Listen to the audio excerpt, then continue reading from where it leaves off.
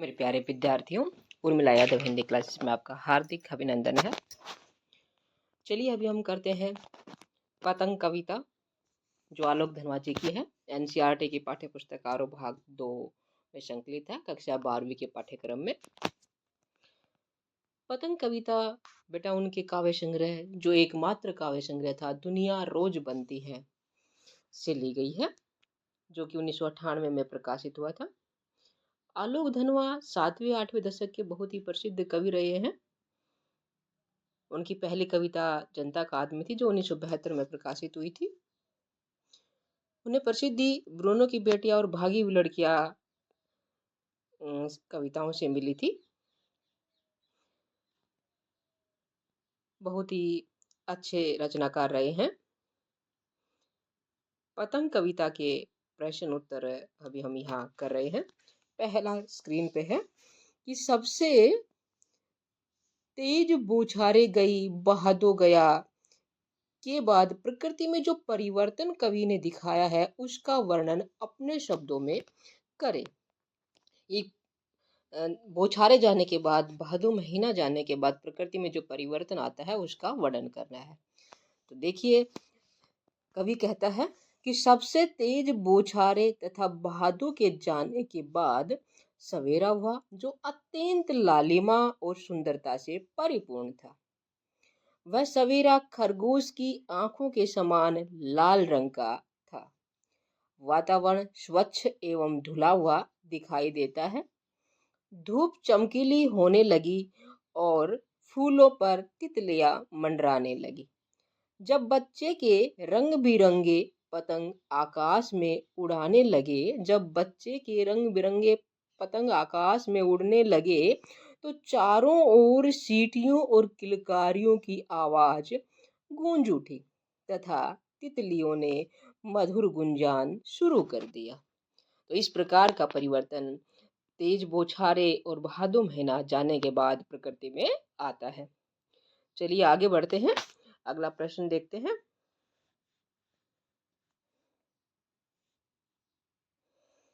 अगला है, सोचकर बताएं कि पतंग के लिए सबसे हल्की और रंगीन चीज, सबसे पतला कागज, सबसे पतली कमानी जैसे विशेषणों का प्रयोग क्यों किया गया है। इसका उत्तर होगा, क्योंकि पतंग में हल्के रंगीन कागज और पतली बांस की कमानी का प्रयोग किया जाता है। ठीक है, ताकि वह उड़ सके। कमानी क्या होती है बेटा? बांस की जो पतली सीख होती है जिसको हम झाड़ू में लगाते हैं, उदाहरण के तौर पे समझाने के लिए आपको, तो उसको क्या बोलते हैं? कमानी। उसको फोल्ड करके घुमा के हम पतंग में लगाते हैं। इसलिए पतंग के लिए सबसे हल्की और रंगीन चीज, सबसे पतला कागज, सबसे पतली कमानी जैसे विशेषणों का प्रयोग किया गया है ताकि वो आसमान में उड़ सके। चलिए आगे देखते हैं। बिंब स्पष्ट करना है। सबसे तेज बौछारे गई भादो गया सवेरा हुआ, इसमें कौन सा बिंब है? अगला है, खरगोश की आंखों जैसा लाल सवेरा, यहाँ पे कौन सा बिंब है? शरद आया पुलों को पार करते हुए, इस पंक्ति में कौन सा बिंब है? और अपनी नई चमकीली साइकिल तेज चलाते हुए, यहाँ पे कौन सा बिंब है? घंटी बजाते हुए, जोर जोर से चमकीले इशारों से बुलाते हुए और आकाश को इतना मुलायम बनाते हुए कि पतंग उड़ सके, ऊपर उठ सके, यहाँ बिंब बताना। तो देखिए बेटा, देखिए बिंब क्या होता है? ऐसी कोई वस्तु, प्रतीकात्मक वस्तु जो हमारी आंखों के सामने साकार हो जाए, वो क्या कहलाएगा? बिंब कहलाएगा। प्रतीक रूप में जो वस्तु होती है हमारे आंखों के सामने साकार हो जाए, क्या कहलाएगा? बिंब कहलाएगा। तो यहाँ पे है, सबसे तेज बौछारे भादो गया, यहाँ पे क्या है? दृश्य बिंब है। ठीक है, क्या होगा? दृश्य बिंब, जो हमें दिखाई देता है कुछ, उसको क्या बोलते हैं? दृश्य बिंब होता है। सवेरा वह, यहाँ पे स्थिर दृश्य बिंब, स्थिर है, चल नहीं रहा।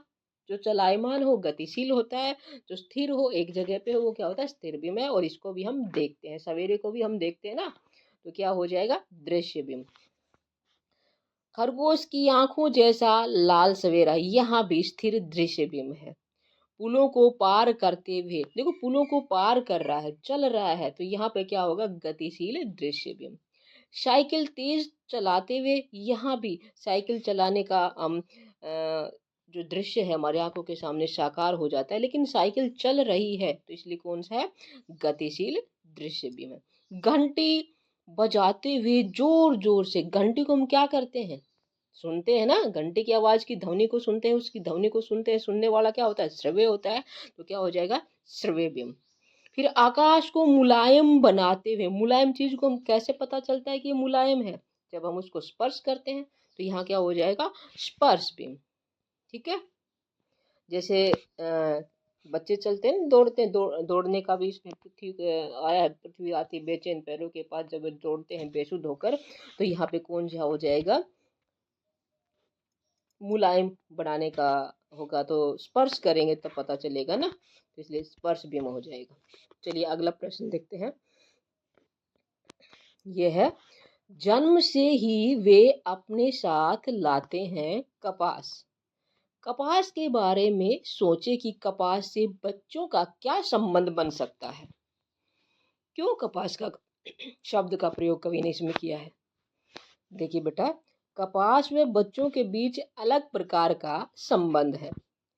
कपास की प्रकृति जैसे निर्मल और सुकोमल होती है, उसी प्रकार से बच्चे भी अत्यंत निर्मल और सुकोमल होते हैं। बच्चों में भी कपास की भांति कोमलता झलकती है। कपास की तरह बच्चों के साफ स्वच्छ मन में कोई मैल नहीं होता। कपास से सभी बच्चे परिचित हैं। कपास का जो फूल होता है, कॉटन होता है, कितना मुलायम होता है, कोमल होता है, निर्मल होता है। वैसे ही बच्चे का मन भी उतना ही कोमल, उतना ही निर्मल होता है। इसीलिए कपास का शब्द का प्रयोग कवि ने यहाँ पे किया है, कपास से।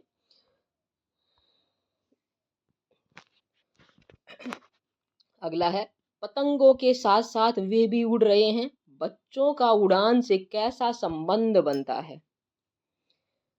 पतंग बच्चों की कोमल भावनाओं का प्रतीक है, इसीलिए पतंग के साथ बच्चों का अटूट संबंध है। पतंग उड़ाते समय वे अत्यधिक उत्साहित होते हैं। उनकी नजरें केवल आकाश पर टिकी होती हैं।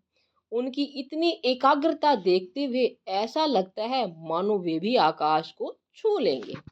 मतलब इतने एकाग्र होके बच्चे पतंग को उड़ाते हैं, और केवल उनकी नज़र किस पे होती है, पतंग पे होती है, और ऐसा लगता है उसको देख के कि वे भी पतंग के साथ उड़ रहे हैं, आकाश को छुएंगे। अगला है, पतंगों के साथ साथ वे भी उड़ रहे हैं, बच्चों का उड़ान से कैसा संबंध बनता है। ये बेटा हम कर चुके हैं।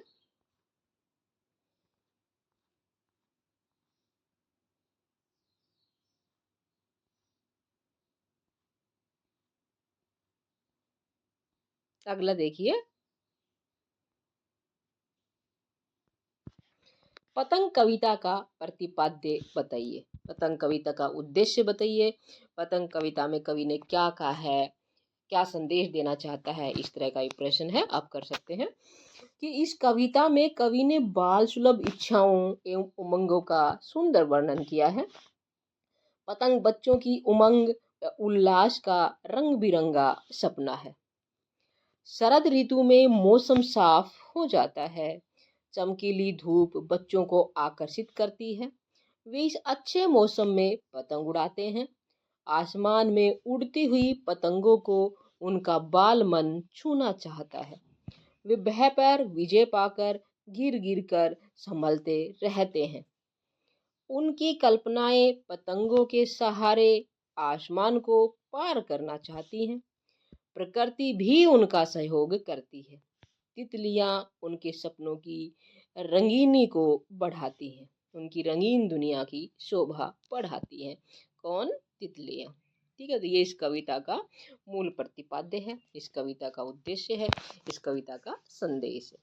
चलिए आगे देखते हैं। और अभी कुछ जो हमारे काव्यांश हैं, उस काव्यांश में से प्रश्न बनते हैं, उनको यहाँ पे देखिएगा कि शरद का आगमन कैसे होता है। शरद ऋतु का आगमन कैसे हुआ, पंक्तियों में दिया हुआ है कैसे हुआ शरद ऋतु का आगमन, कैसे आया शरद। तो शरद ऋतु अपनी नई चमकीली साइकिल को तेज चलाते हुए, पुलों को पार करते हुए, अपनी साइकिल की घंटी जोर जोर से बजाकर पतंग उड़ाने वाले बच्चों को इशारों से बुला रहा है। इस प्रकार पतंग शरद ऋतु का आगमन हुआ। अगला है जो पहला काव्यांश है, उसी में से ये प्रश्न बनता है कि मास भादो मास के बाद मौसम में क्या परिवर्तन हुआ। क्या हुआ बेटा कि भादो मास में अंधेरी रातें होती हैं, सुबह में सूरज का लालिमा युक्त प्रकाश होता है, चारों ओर उत्साह और उमंग का माहौल होता है। ठीक है, रातें कैसी होती है, अंधेरी होती है, सुबह में सूरज कैसा निकलता है, लाल रंग का होता है, लालिमा युक्त होता है, और चारों ओर उत्साह और उमंग का माहौल होता है। अगला है पतंग के बारे में कवि क्या बताता है। क्या बताता है पतंग के बारे में? पतंग के बारे में कवि बताता है कि वह संसार की सबसे हल्की, रंग बिरंगी व हल्के कागज की बनी होती है, उसमें लगी बांस की कमानी सबसे पतली होती है। आसान है बहुत, जल्दी से इनको लिख लीजिएगा, वीडियो को पॉज करके नोट कर लीजिएगा और साथ ही कमेंट भी कर दीजिएगा। अगला है बच्चों की दुनिया कैसी होती है। बच्चों की दुनिया उत्साह, उमंग व बेफिक्री की होती है। आसमान में उड़ती पतंग को देखकर वे किलकारी मारते हैं, सीटियां बजाते हैं। वे तितलियों के समान मोहक होते हैं, जैसे तितलियां सुंदर होती है, रंग बिरंगी होती है, अच्छी लगती हैं, वैसे ही बच्चा भी क्या होता है, मनमोहक होता है, मन को मोहने वाला होता है। चलिए अगला देखते हैं।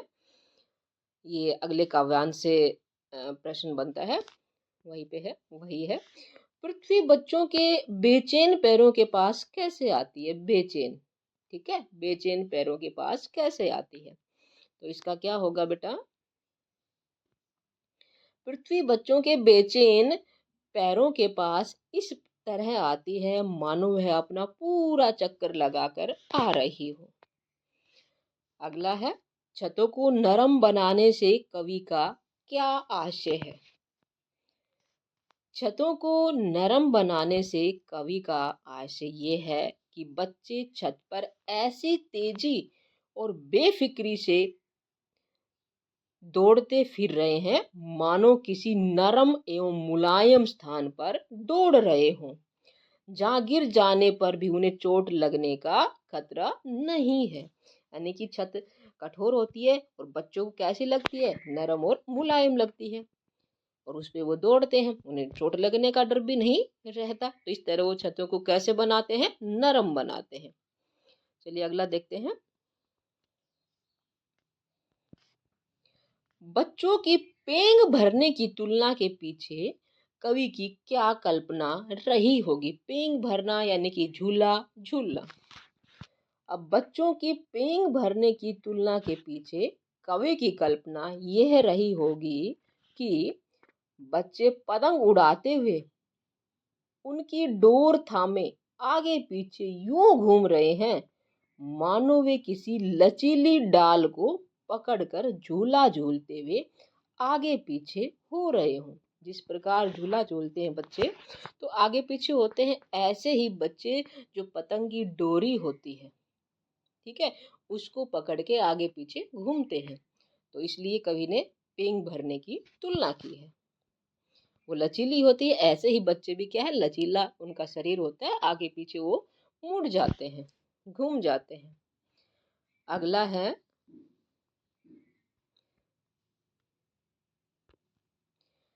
कवि ने पतंग उड़ाते बच्चों की तीव्र गतिशीलता व चंचलता का वर्णन किस प्रकार किया है। देखिए बेटा, कवि ने पतंग उड़ाते बच्चों की तीव्रता, गतिशीलता का वर्णन पृथ्वी के घूमने के माध्यम से और बच्चों की चंचलता का वर्णन डाल पर झूला झूलने से किया है। गतिशीलता का वर्णन किससे किया है, पृथ्वी के घूमने के माध्यम से, और चंचलता का बच्चों के झूला झूलने से किया है। ठीक है, तो उम्मीद करती हूँ इस कविता के ये सभी प्रश्न आपको बहुत अच्छे लगेंगे। अब जल्दी से लिख लेंगे और याद करेंगे। फिर मिलते हैं अगली क्लास में अगली कड़ी के साथ। तब तक आप बने रहिएगा उर्मिला यादव हिंदी क्लासेस पे और अपने प्यारे प्यारे कमेंट करते रहिएगा।